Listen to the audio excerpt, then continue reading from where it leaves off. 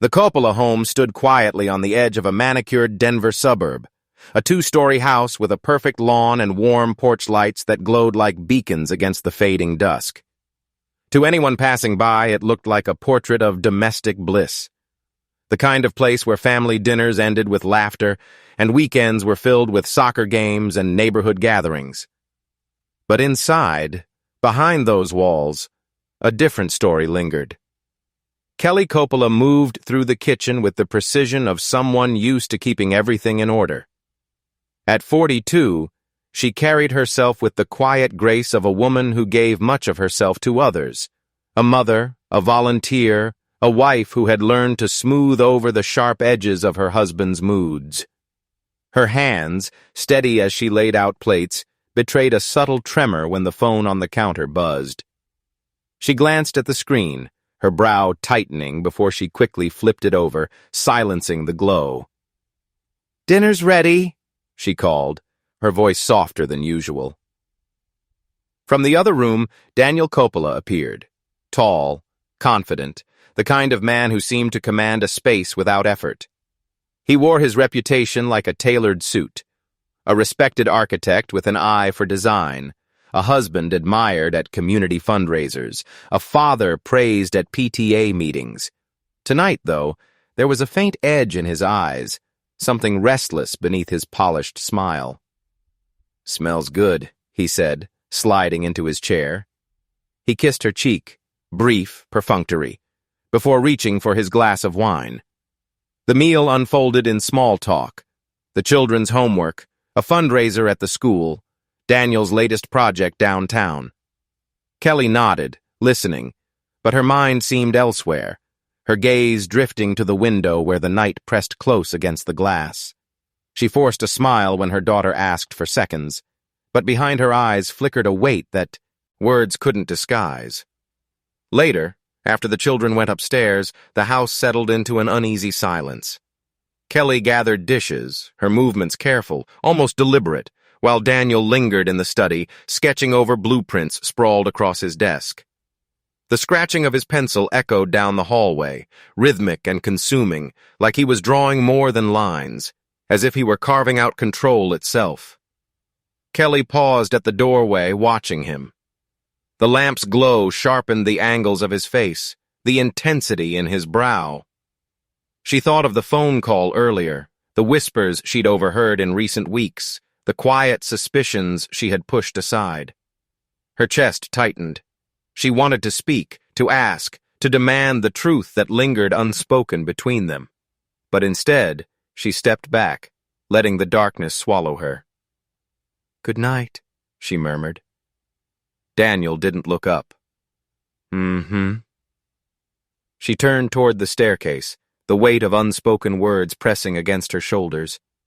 Upstairs, the children's soft laughter drifted from their rooms, a reminder of the life she had built, the life she feared was crumbling.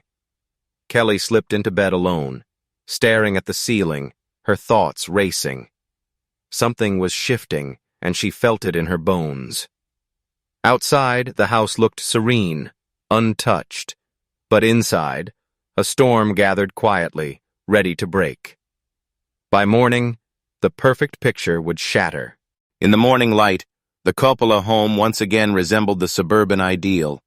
Sunlight spilling across the lawn, children racing down the stairs with backpacks slung over their shoulders, and Daniel standing by the door, coffee in hand, playing the role of a doting father. To the outside world, theirs was the life to envy. Family photos captured the illusion perfectly.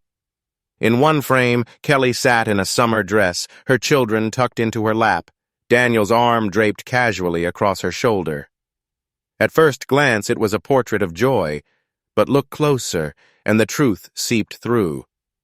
Kelly's smile was thin, her eyes darting slightly away from the lens, as though the weight of her role pressed harder than the photographer could capture. At neighborhood gatherings, the Coppolas were admired. They hosted dinner parties with carefully curated wine lists and playlists that hummed gently in the background. Guests remembered the warmth of their home, the way Daniel dominated the conversation with charm and anecdotes, and Kelly hovering nearby, attentive graceful, always quick with a laugh that didn't quite reach her eyes. One neighbor, interviewed years later, recalled, "She was the kind of woman who made everyone feel comfortable, but sometimes there was this look, like she wanted to say something and swallowed it back instead." The cracks appeared in hushed exchanges, fleeting and fragile.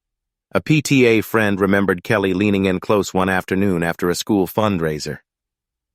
"He gets upset over small things," Kelly whispered, her voice low, almost apologetic. "I just try to keep the peace." That same night, at a dinner hosted in their home, Daniel's voice cut sharp through the laughter when Kelly dropped a serving spoon. His smile quickly returned, but the room had frozen for a moment too long. Kelly smoothed it over, brushing it off with a nervous laugh, but her ha and trembled as she refilled glasses. Behind closed doors, the unease grew heavier. Friends noticed the subtle changes first. The makeup Kelly wore thicker around her eyes, the long sleeves even on warm days, the way she hesitated before speaking whenever Daniel was near. Her sister later shared a haunting memory. She told me once, "I feel like I'm living in a blueprint he designed. Every wall, every corner, every choice, it's his. And I don't know if I belong in it anymore." The architecture of their marriage, once admired, now revealed its flaws, a foundation strained under secrecy and control. And while Daniel projected the image of stability, there were glimpses of a temper that simmered beneath the surface. A neighbor recounted hearing raised voices late at night. It wasn't constant, but when it happened, it was sharp, like the walls themselves were holding a secret. Kelly carried on, as wives often do, her role etched in duty. At school events, she clapped and cheered, her smile bright for her children. But when her gaze lingered on Daniel, there was hesitation, like she was caught between love and fear. The Coppola home became a stage where perfection was rehearsed daily. But in the shadows, Kelly's unease grew louder. Each photograph, each whispered confession, each nervous glance was a stitch unraveling in a fabric Daniel fought to keep intact. By spring, the fractures could no longer be dismissed. The whispers of control and fear had become too distinct to ignore, and those closest to Kelly sensed that the picture-perfect marriage was about to collapse. And collapse it would. The Coppola home, so often filled with the rhythm of daily life, fell into an unnatural stillness that morning. Neighbors later said they remembered the absence first. No car doors slamming, no hurried footsteps of children rushing to school. Just silence. Inside, the study was the heart of that quiet. Morning light filtered weakly through half-drawn curtains, illuminating a room frozen in disarray. An overturned chair, blueprints scattered across the floor in deliberate chaos, as though someone had staged a storm rather than lived through it. And there, on the rug, lay Kelly Coppola. Her stillness was jarring against the room's forced disorder. Her hands rested awkwardly at her sides, her blouse slightly twisted. Her dark hair fanned across the carpet, strands brushing the scattered edges of Daniel's architectural plans. At 8:14 a.m., Daniel's voice broke the silence, not in the room, but through the crackling urgency of a 911 call. "My wife, she's not breathing. Please, you have to send someone. I don't know what happened. I found her like this." The words tumbled quickly, frantic and sharp. But later, investigators noted something odd. His tone lacked the raw panic usually laced into the voices of men who stumbled upon their dying wives. It was urgent, yes, but measured, almost as though he were performing grief. Dispatch instructed him to begin CPR. He agreed, his breathing loud into the receiver, but the rhythm of his words suggested hesitation rather than action. When paramedics arrived minutes later, they found Kelly exactly as the 911 operator had heard, unresponsive, pale, her body cool to the touch. Daniel met them at the door, his voice hoarse, his shirt sleeves rolled up, but no visible signs of exertion. The study struck them immediately. Too many things felt arranged rather than disrupted. The chair toppled neatly to its side, not in the vioted, lent sprawl of a fall. Blueprints, papers, and rulers spread in a perfect fan across the floor, as though set down with intention rather than scattered in panic. Even the rug beneath Kelly's body was smooth, unwrinkled by any true struggle. "Did she fall? Did she hit her head?" Daniel stammered, gesturing wildly as if searching for the right explanation. One paramedic later remembered the look exchanged between his team. Something about the scene felt rehearsed, the kind of disorder one only noticed when it was too careful. Kelly was rushed toward medical intervention, but the truth was already clear.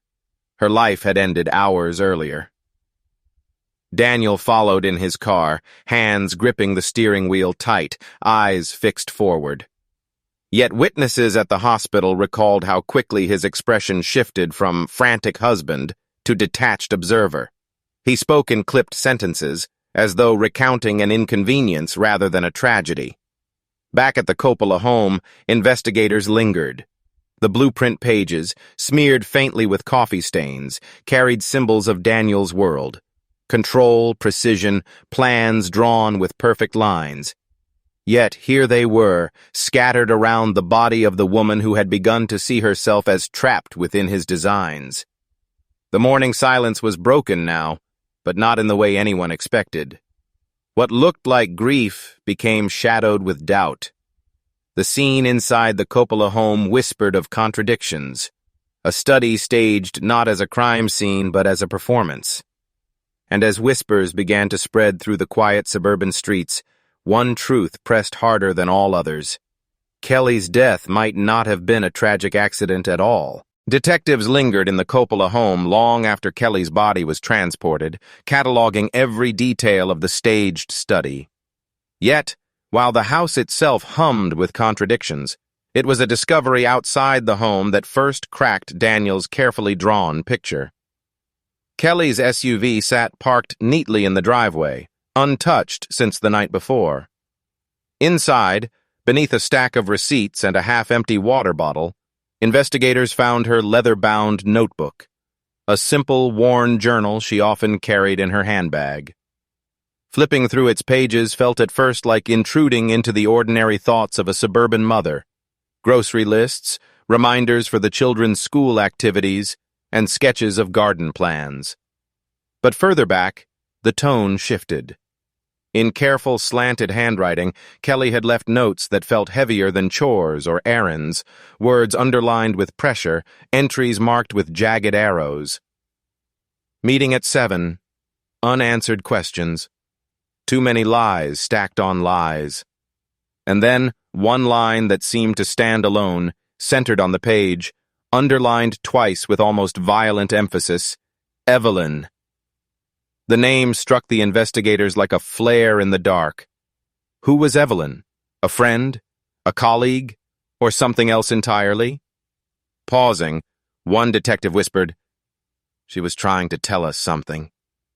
The notebook, paired with the pristine disarray of the study, began forming a shape. If Daniel had staged his wife's death as an accident, what was Kelly uncovering that threatened him enough to risk everything? Neighbors recalled that Kelly had seemed tense in recent weeks. At gatherings, her smile looked painted on, her laugh slightly delayed. It was as if she was listening for something behind the words, one friend later testified, like she was living with a secret she didn't know how to carry. Even Kelly's sister, who spoke with her the evening before her death, remembered unease in her voice. She asked me, "Have you ever felt like the life you're living isn't really yours?" I didn't know what she meant at the time. Now I do. The investigators sketched their first blueprint of the truth. Daniel Coppola, outwardly the successful architect, inwardly a man with rising cracks in his foundation. His wife, piecing things together, had been keeping notes he likely never knew existed. The word betrayal, scribbled more than once, glared up from the pages like an accusation. Kelly had discovered something. The question was what? Or perhaps more dangerously, who? When detectives presented the notebook to Daniel later that day, his reaction was telling. He barely glanced at it before muttering, "She wrote things down all the time. It doesn't mean anything." But his jaw tightened and his hands fidgeted. The calm precision he usually carried was faltering. The first shadow of motive had arrived. Kelly had learned something Daniel wanted hidden. And if Evelyn was the key, her name was about to change the course of the entire investigation. As investigators left the Coppola home that evening, carrying the notebook in a sealed evidence bag, one thing became clear. This was no longer the story of a tragic accident. It was the beginning of unraveling a blueprint built on lies. The name Evelyn had cracked the door, but it was another woman's shadow that soon filled the room. Detectives began combing through Daniel Coppola's phone records and email exchanges, tracing the life of a man who had presented himself as polished and disciplined. What they found in the margins of his carefully ordered professional life told a different story. One name kept recurring: Julia Reynolds. Julia was not Evelyn. Instead, she was a client, a marketing executive who had hired Daniel's firm to design an expansion for her company's headquarters. Their correspondence began formally, filled with blueprints, deadlines, and invoices. But the tone shifted slowly, like walls being repainted without notice. By the third month, Daniel was signing off with casual remarks. "Always a pleasure talking with you, even this late."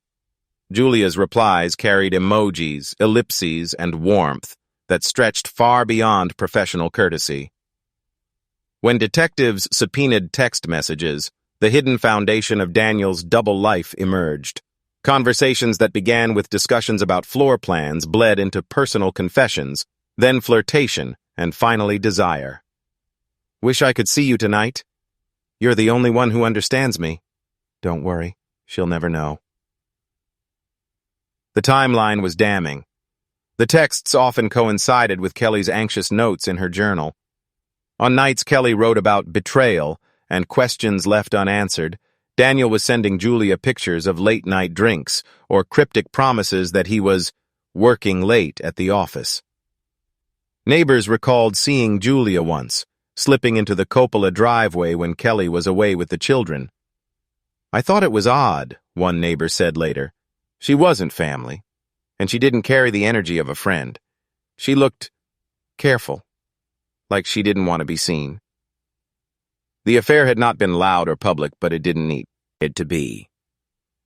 Its whispers were enough to shake Kelly's world.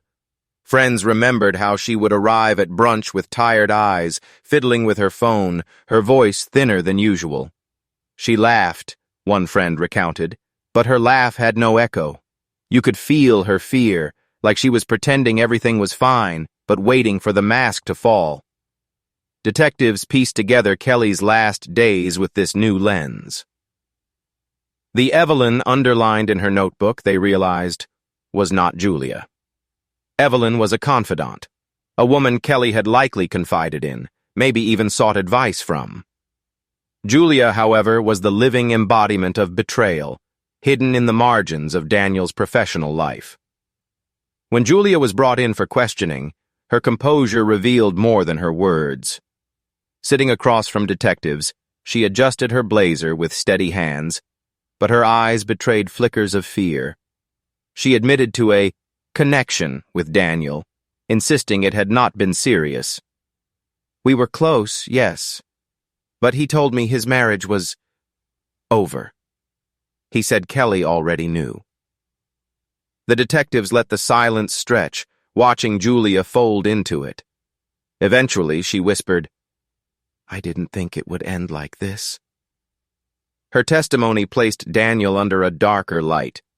No longer just a grieving husband, he became a man juggling deceit, a marriage strained by secrecy, a mistress tucked into professional margins, and a wife who had begun tracing those shadows in her journal. For Kelly, suspicion had turned into certainty. She had seen through the facade, connecting late-night calls and hushed excuses. The more she understood, the more isolated she became.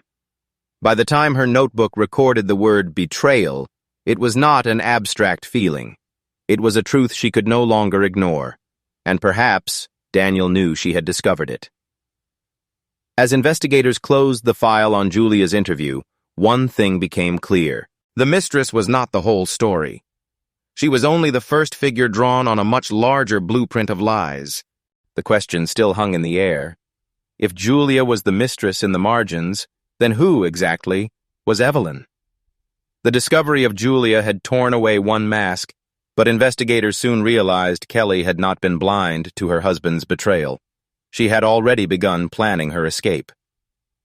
When detectives spoke to Evelyn Harper, the confidant whose name appeared underlined twice in Kelly's notebook, her voice trembled with both grief and anger. Evelyn was more than just a friend. She had been Kelly's anchor in those final months. "She told me she was done," Evelyn recalled. "Kelly said, 'I can't keep living in his world of secrets. I need my own life back.'" The two women had met often, sometimes over coffee, other times during quick walks around the neighborhood when Daniel wasn't home.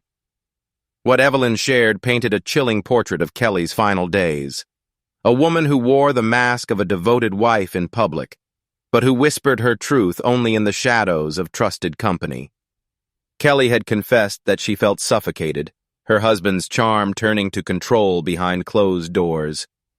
"He always made me feel like I was the problem," she had said to Evelyn, her hands trembling as she stirred her coffee.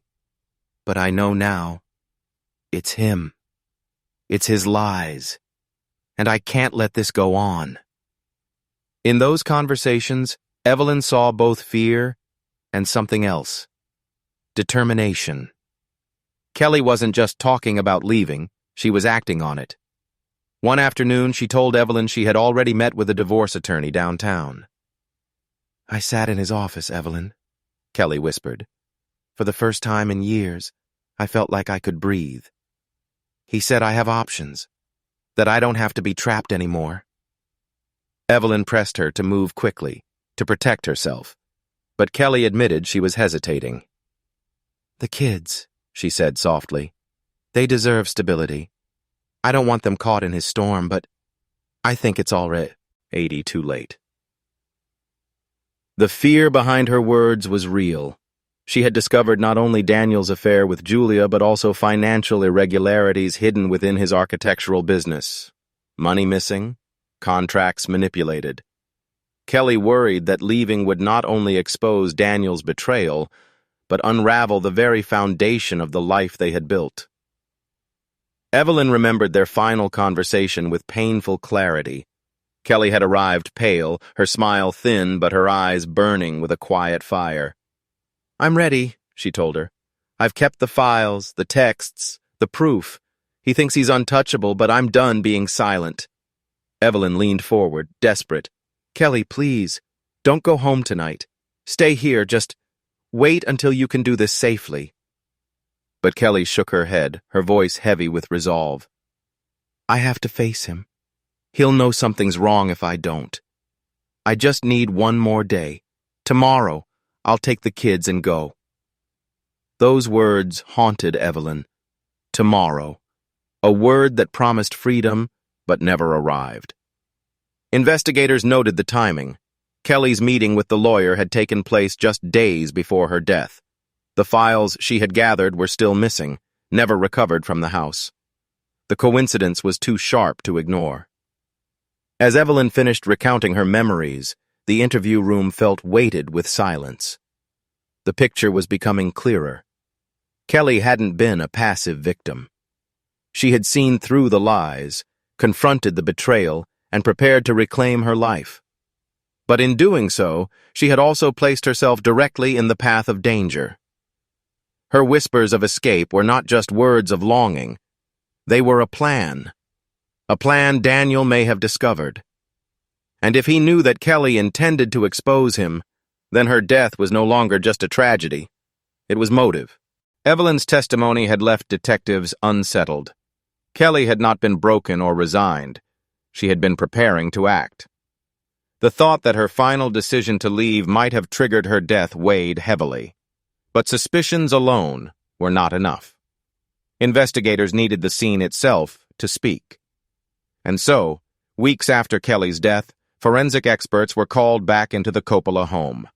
The study, once photographed and catalogued in a routine sweep, had seemed almost ordinary. An overturned chair, papers scattered, Daniel's frantic explanation that his wife must have collapsed suddenly. Yet now, with new eyes, the space told a very different story. The first detail lay on Kelly's skin. Autopsy photographs, enlarged under the sterile light of the forensic lab, revealed faint bruises circling her upper arms, marks that suggested forceful restraint. They were too symmetrical to be random, too consistent with someone being held down. "Defensive bruising," muttered Dr. Harris, the lead pathologist. He tapped the photos with his pen. She fought back. Back inside the Coppola study, technicians retraced the room's silent language. The chair, supposedly knocked over in her collapse, had fallen in a way that seemed staged, not angled from a fall, but neatly tipped as if placed there. Even the scattered blueprints, Daniel's prized architectural sketches, felt oddly intentional. Corners aligned, edges fanned out too evenly, as though disorder had been arranged for effect. Then came the wine glass. Daniel had claimed Kelly poured herself a drink before sitting down to review paperwork. But under the lab's careful testing, the glass betrayed him. There were no fingerprints on its surface. Not Kelly's, not Daniel's. Wiped clean. "Who drinks a glass of wine without touching it?" Detective Ramirez asked, his voice sharp with suspicion. He crouched near the evidence table, shocky, hung his head. This wasn't just an accident. This was a performance. On the hardwood floor, a faint smudge caught the light. What had first been dismissed as cleaning residue was now revealed as a dragged pattern, subtle streaks that led from the doorway to where Kelly's body had been found. Luminol testing confirmed the worst. Diluted traces of blood, almost invisible to the naked eye, had been wiped away. The narrative Daniel had given, that Kelly collapsed unexpectedly while working, crumbled under each new detail. His frantic 911 call had been laced with inconsistencies, but now the room itself was testifying against him. Investigators reconstructed the likely sequence. Kelly confronted Daniel, perhaps over his affair or the missing money. An argument escalated. He restrained her, leaving bruises. She may have screamed, struggled. In the chaos, a blow or forced restraint ended her life. And afterward, Daniel, ever the architect, set about designing a scene that would shield him. A toppled chair, scattered blueprints, a wine glass to imply calm before collapse. But for all his precision, he overlooked the smallest truths. Bruises fade into skin, but not from photographs. A smear on the floor cannot lie. Silence does not erase what science reveals. As detectives stared at the reassembled evidence board, the portrait of Daniel Coppola as a grieving husband collapsed into something far darker. He was no longer a man caught in tragedy. He was an architect of illusion, drafting his alibi as carefully as he once drew his buildings.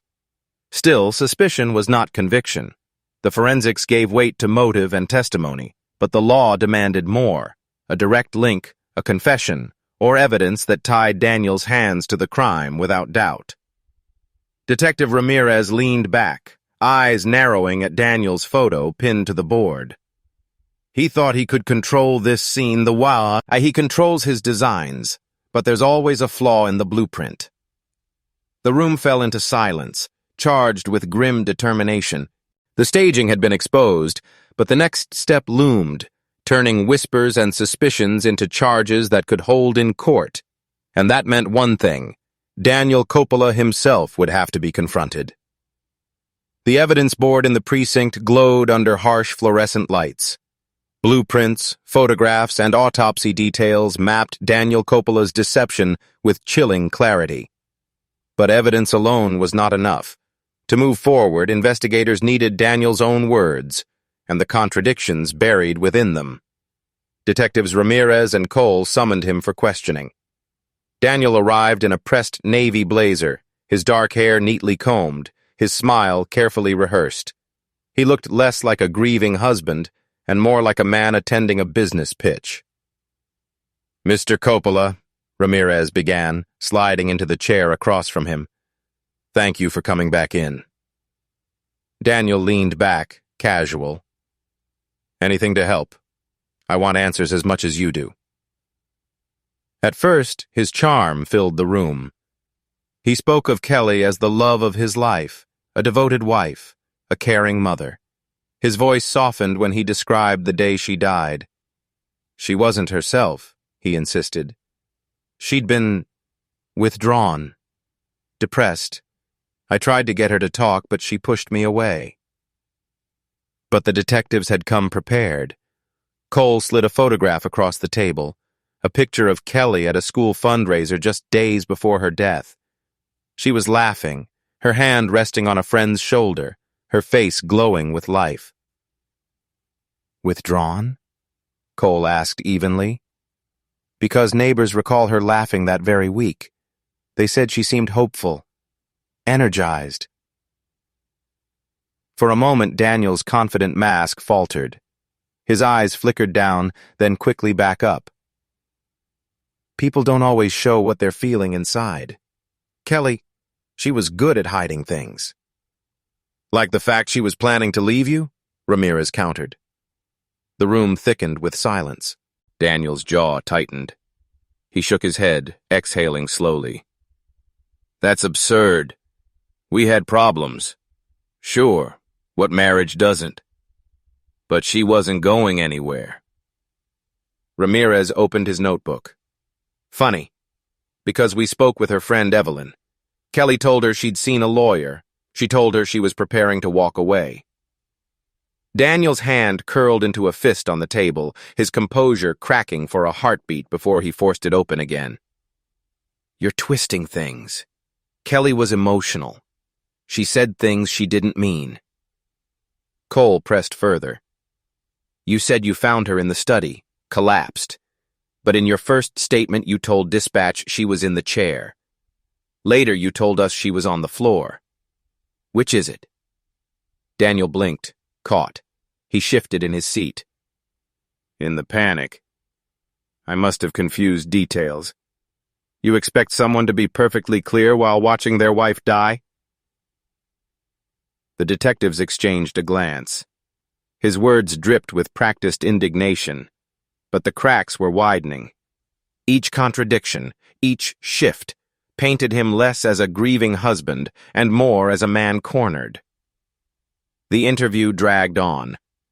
Daniel emphasized his career pressures, his sleepless nights, his attempts to save Kelly from herself. Again and again, he returned to the idea of her depression, as if repeating it would cement it as truth. But the evidence whispered otherwise. Her diary spoke of determination, not despair. Her friends remembered light in her voice, not shadows. And the bruises on her arms told a story his words could not erase. As the session wound down, Ramirez leaned forward, his voice low. "You're an architect, Daniel. You know foundations better than anyone. And yours? It's cracking. Sooner or later, the whole structure will come down." Daniel's eyes hardened, his smile vanishing at last. For the first time, he looked less like a man in control and more like one who could see the walls closing in. The detectives released him that night, but not without leaving their message clear. Daniel Coppola was no longer a grieving widower in their eyes. He was the prime architect of a deadly lie. And as prosecutors began preparing their case, the question was no longer if he would face justice, but when. The walls of the investigation room were no longer bare. They had become a mural of Daniel Coppola's unraveling life, pinned photographs, highlighted transcripts, and a collection of objects that hinted at a darker truth. Detectives Ramirez and Cole, who had seen countless cases of betrayal and violence, found themselves unsettled by what they were beginning to piece together. Daniel's contradictions during questioning had already cast suspicion, but suspicion alone couldn't hold up in court. They needed something undeniable, something that revealed intent. That proof came, ironically, from the very thing Daniel had built his career on: blueprints. When investigators executed a second search warrant on the Coppola home, they combed through Daniel's study with meticulous patience. Behind rows of architectural models and rolled-up drafts, they found a locked leather portfolio. Inside, instead of designs for office towers or suburban homes, they discovered something grotesquely personal. At first glance, the sketches looked like standard floor plans: grids of rooms, notes in the margins, arrows pointing to exits.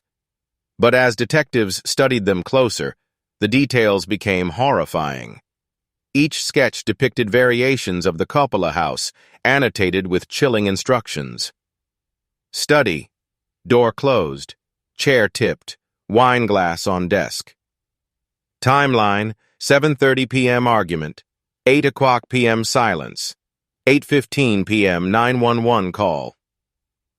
Ramirez's voice dropped as he whispered, "He mapped it out, like a project." Cole shook his head, flipping through page after page. The neat handwriting, the careful shading, the obsessive attention to detail. It wasn't just evidence, it was a confession in ink. Alongside the sketches were journal entries that revealed the depth of Daniel's obsession with control.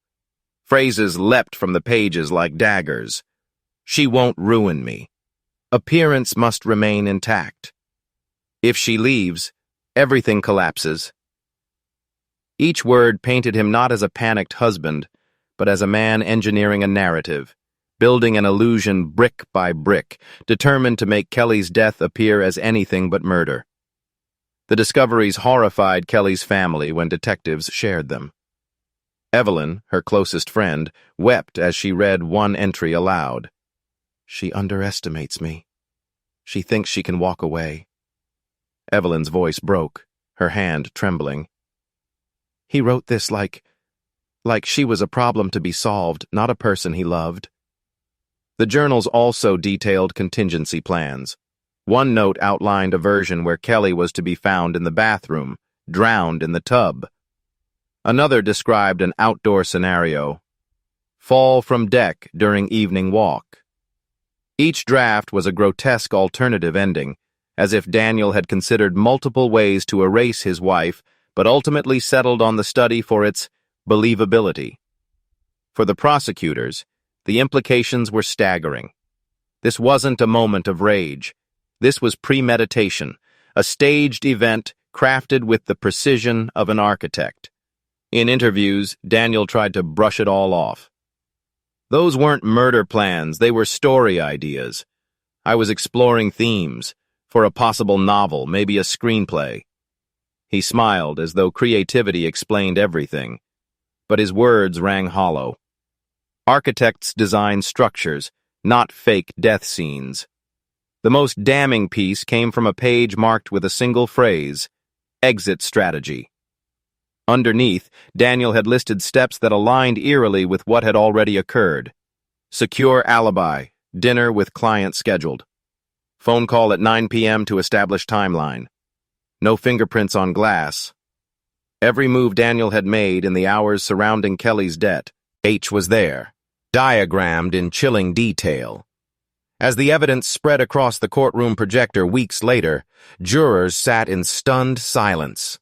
What they saw wasn't just a husband accused of killing his wife. They saw an architect who treated her death like a construction project, a man who drafted and redrafted murder until he believed he had perfected it.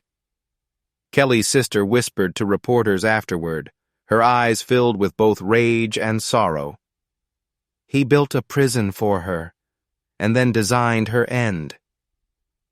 The prosecution now had more than grief, more than suspicion.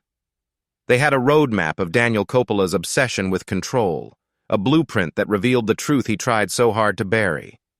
And as the trial loomed closer, it became clear. The walls of Daniel's carefully constructed world were collapsing, and this time, no blueprint could save him. The courtroom had barely recovered from the unveiling of Daniel's chilling blueprints when the next voices stepped forward. Kelly's sisters, Maria and Danielle carried not folders of evidence but something more piercing. Grief carved into every word they spoke. They sat side by side, hands clasped so tightly their knuckles whitened as the prosecution called them to the stand. The silence that followed their walk forward was thick with anticipation. Maria, the elder, spoke first. Her voice trembled but never broke. Kelly was not just my sister. She was the anchor of our family.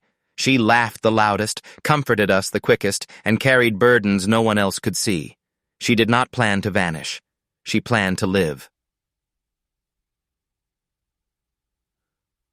The jurors leaned in, sensing her pain but also her determination.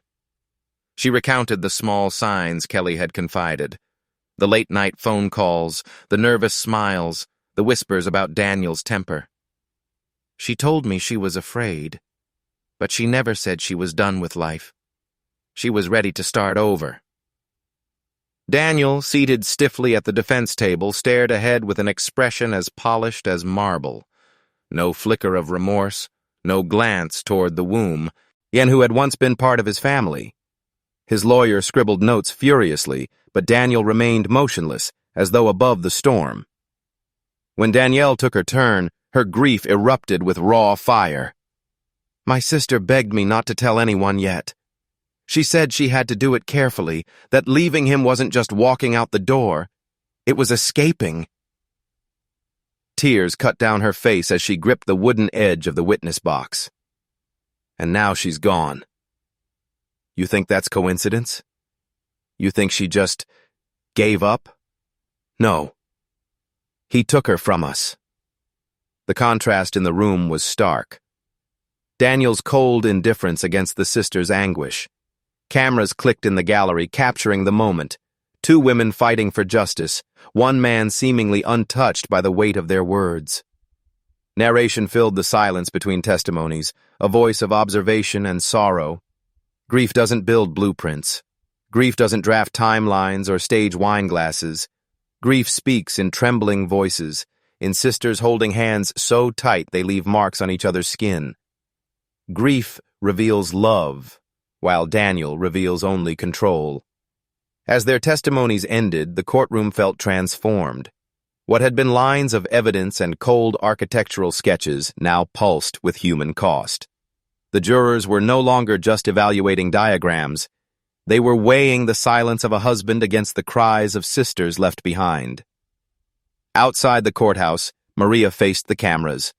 Her words were steady, sharpened by loss. We will not let Kelly's voice be buried under lies. She deserves truth. She deserves justice. Reporters scribbled furiously, but the image that stayed was the sisters clinging to one another, fragile but unbroken, while Daniel walked past them with eyes fixed on the ground, refusing even a glance. Their courage breathed new life into the case. The prosecution, once burdened by questions of circumstantial evidence, now carried a wave of emotional momentum. The sisters had transformed Kelly from a figure in a blueprint back into a living soul in the minds of the jury, and yet, behind Daniel's mask of composure, there lingered a question that neither sisters nor detectives could yet answer. What else had he hidden? What final layer of control remained undiscovered? The trial was far from over. The storm was only beginning. The echoes of Kelly's sisters' testimonies still lingered in the jury's minds when the trial moved into its most decisive phase. What had once been whispers of suspicion was now a symphony of evidence and grief, carefully orchestrated by the prosecution. The courtroom, already heavy with tension, seemed to shrink with each revelation. The prosecutor rose with measured calm. "Ladies and gentlemen of the jury," he began, holding a folder thick with papers and photographs. "What you are about to see is not tragedy born of chance. It is a murder drafted like a building plan, every line deliberate, every angle designed." He laid Daniel's journals and sketches on the projector. The screen flickered with chilling precision. Timelines scribbled beside Kelly's name, floor plans of their home marked with notes like control lighting, And wine glass, fingerprints. Gasps rippled through the gallery as jurors exchanged uneasy glances. Daniel sat stiffly at the defense table, his expression carved in stone. Yet for the first time, his fingers twitched, a subtle crack in the architect's facade. Next came the texts. The prosecutor's voice sharpened as he read them aloud. Julia, I can't keep living like this. Daniel, soon. Everything will be handled. A pattern emerged. Late-night messages, calls coinciding with Kelly's absences, and promises laced with veiled menace. The defense objected, but the judge allowed the evidence. Daniel's attorney, a sharp man in a navy suit, countered quickly. The prosecution paints a masterpiece of speculation. Kelly Coppola was not a victim of a grand design. She was a woman struggling with depression, with fears of abandonment, with... He hesitated, then pressed forward. With her own fragile mind. Murmurs filled the courtroom. The defense's portrait of Kelly was starkly different from the laughing, hopeful woman her sisters had described. They produced emails in which Kelly had confided her worries, lines that, taken alone, could be read as despair. This was a woman who felt trapped, the lawyer insisted. Her death was tragic, yes, but self-inflicted, not murder. The prosecution responded by calling friends and neighbors. One by one, they painted a living portrait of Kelly. A friend recalled her planning a future free of Daniel. A neighbor remembered her joy at her children's school play days before her death. Each witness chipped away at the defense's claim of instability. Then came the experts. A forensic pathologist leaned forward, steady and clinical. The bruises on Mrs. Coppola's arms were consistent with restraint, not a fall. The smudge marks on the study floor, signs of struggle. And the wine glass? Completely wiped of prints, except for smears inconsistent with casual handling. This was staging. The jury scribbled notes furiously. The once murky question of accident versus murder was dissolving into grim clarity. Still, the defense fought back. They attacked the credibility of witnesses, questioned the interpretation of bruises, and cast Julia, the mistress, as a manipulator seeking to frame Daniel. "It is she who benefits," the attorney thundered. "She who longed for Daniel, she who poisoned the well of his marriage." But Julia herself was called to testify. Her voice trembled as she admitted the affair, her eyes lowered to avoid Daniel's glare. "I loved him," she whispered. "But I never wanted this. When Kelly told me she knew, I begged him to tell the truth. He said he had a plan. I thought he meant divorce." The silence that followed her words pressed against the walls of the courtroom. The weight of her confession was undeniable, even as the defense scrambled to twist it into ambiguity. Narration filled the spaces between testimonies. The trial became theater. Evidence was script, witnesses the actors, and Daniel Coppola the unwilling star. But this was no performance to entertain. It was a performance to reveal. To strip away the polished exterior of a man who drafted not only buildings, but his own wife's death. By the time closing arguments approached, the divide was clear. The prosecution framed Daniel as a man consumed by control, who saw his wife's independence as a threat to be erased. The defense clung to the image of Kelly as fragile, Daniel as misunderstood. As the gavel struck to end the day, the jurors carried home not just evidence, but images. A sister's trembling voice, a mistress's broken whisper, a blueprint that read like a confession. Daniel rose slowly, adjusting his tie as though the trial were merely an inconvenience. But his eyes betrayed him, darting, restless, no longer the steady gaze of a man in command. The stage was set for the verdict. And outside the courthouse, Kelly's sisters stood in the cold wind, waiting, believing, daring to hope that truth would finally outweigh deception. The jury filed back into the courtroom, their faces tight with the weight of responsibility. The gallery hushed, breaths held, as the foreperson rose with a folded slip of paper in trembling hands. Daniel Coppola, once the confident architect who seemed to command every room he entered, now sat motionless, his jaw set, but his eyes betraying flickers of fear. "On the charge of first-degree murder," the foreperson read, "we find the defendant guilty." The words landed like a hammer blow, gasps echoed, followed by a low sob from Kelly's sisters. Daniel's carefully crafted mask cracked at last. His mouth opened as though to argue, but no words came. His face twisted, not with sorrow, not with regret, but with fury. For a moment, the polished architect disappeared, leaving only the raw, unvarnished man beneath, controlling, cornered, defeated. The judge's gavel struck sharply, silencing the room. "Order! Mr. Coppola, you will be remanded into custody immediately to await sentencing." Two deputies approached. Daniel jerked once, resisting, before his shoulders slumped. His hands, once steady enough to draw lines of steel and glass, trembled as they were cuffed. As he was led away, he turned his head, searching the room. But there were no sympathetic eyes left to meet his. Only cold stares and the quiet, righteous rage of Kelly's family. Narration carried the moment. The blueprint of his life had collapsed. Every wall of deception, every line of control, every illusion of perfection, gone. What remained was the hollow skeleton of a man who believed he could draft destiny itself, only to be undone by truth. Outside the courthouse, the winter air bit sharply against flushed cheeks. Cameras clicked, reporters shouted, but the voices of Kelly's sisters rose above the noise. "Justice for Kelly," one said firmly, her hand gripping the other's. Their faces bore tears, but also the fierce determination of women who had refused to be silenced. Days later, in the quiet of a cemetery, the family gathered. The stone bearing Kelly's name was adorned with fresh flowers, lilies, her favorite.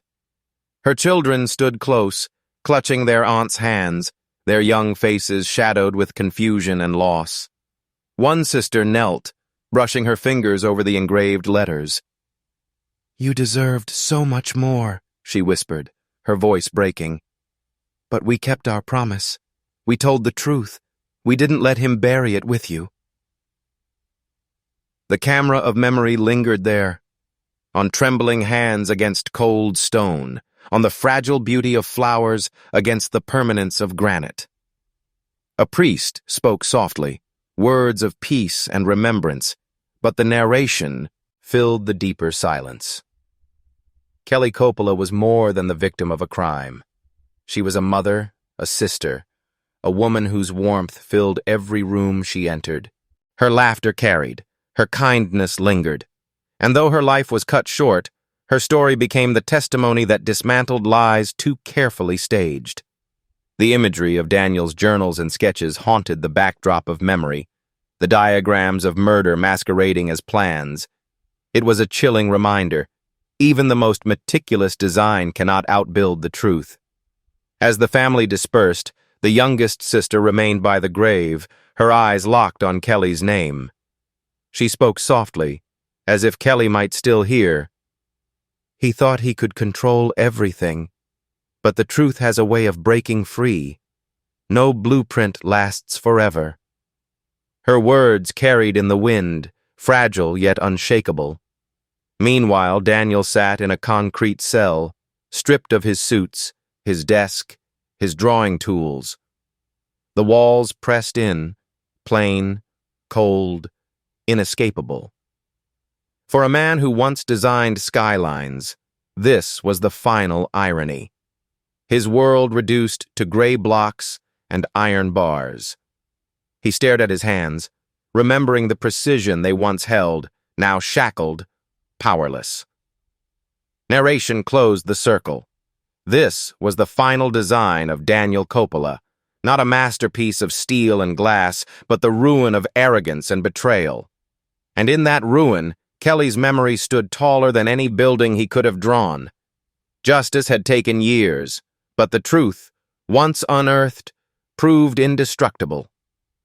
The camera of imagination returned one last time to Kelly's grave, bathed in the soft glow of a fading sun. Her children's laughter from years past seemed to echo faintly, carried on the breeze. In the end, no blueprint could conceal the cracks. No lie could withstand the weight of justice. And no design, no matter how carefully drawn, could silence the voice of truth forever.